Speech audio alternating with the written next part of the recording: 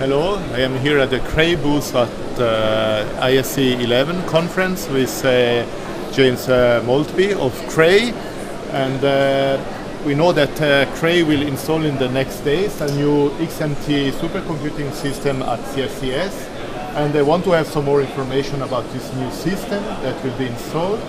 First of all, would you like to introduce you very shortly? Yes, my name is James Maltby. I'm the lead application developer for the Cray XMT.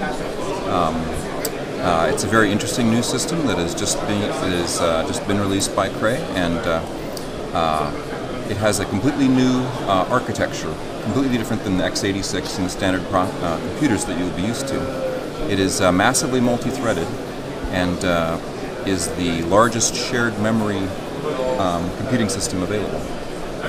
But why do we need this kind of computers? Are they better from some kind of applications? Respect, for example, of the Monte Rosa we already have. What are the possible applications of this new architecture? The XMT is particularly good at large data applications where you have a large pool of data that might be accessed in a random pattern, like graph applications, which are very common in science and business. Work very well with an architecture of this sort. Give me some example of scientific fields where we can use this architecture. Okay, protein networks, for example, are very complex and sparsely connected networks of interactions. And that type of analysis is very difficult on a standard computer because it does not domain decompose and often causes cache misses. So this XMT is cache-free and is shared memory pool, so there's no need for complex programming techniques to do things like protein networks or other life sciences networks. Do we have also examples for industry for what we can use this system?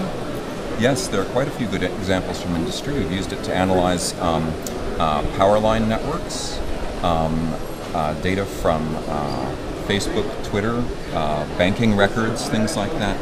Any example where you have a large amount of randomly graph-connected data, the XMT will be by far the most efficient system. Okay, you just did give a course at CSCS last week, an introduction course in the programming on this new machine.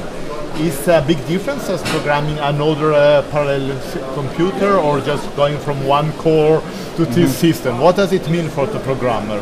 Well, one of the nicest features of the XMT is the very simple programming model.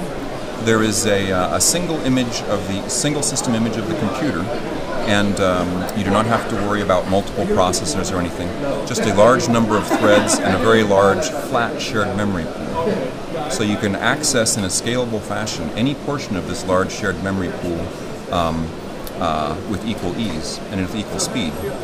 So there's no need to break up your data or break up your algorithm to deal with the concept of multiple processors. There's simply large number of parallel threads, tens of thousands to hundreds of thousands of parallel threads, and shared memory pool up to 128 terabytes.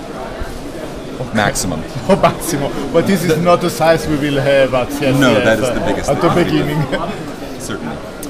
Okay, James, thank you very much for this very good information, and we hope to have many users on the new system, and let's see. Well, thank you. I hope you and your users have a great time with the machine. Sure. Okay, thank you very much. Well, thank you.